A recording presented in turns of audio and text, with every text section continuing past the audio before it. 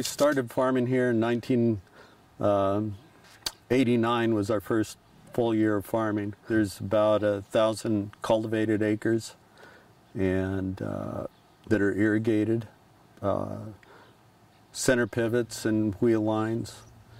All of our water comes from groundwater, and it's a very stable supply of water. We've seen very little fluctuation in the wells over the years. Ready to give it a try? Yeah, you're running forward? Yeah, running forward.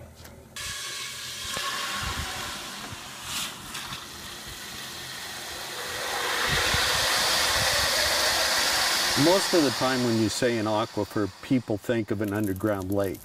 Well, we're not pumping out of an underground lake, we're pumping out of an underground river that's flowing from the Cascades. It's really a giant sand filter that we're tapping into. Not everybody's able to get this water. A lot of the water in Central Oregon is provided through irrigation districts, which tap out of the surface water sources. The Deschutes River is a major source of water for the Redmond, Madras area.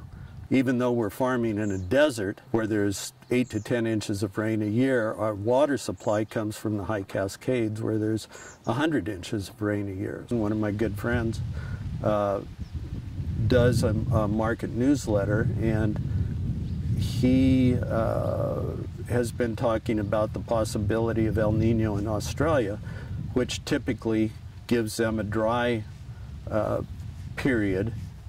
If they're dry, if their wheat crops are not up to par, then the supply is going to be down, and it may be a positive for the prices here in the Pacific Northwest.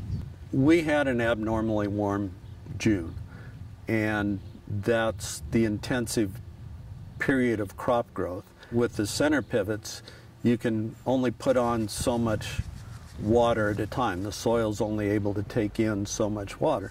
We tend to run a little bit behind with the pivots. During the worst of the heat, we were evaporating over 4/10 of an inch a day.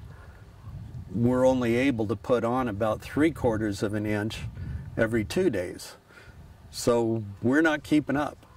And you just turn the water on, keep it going, and keep your fingers crossed.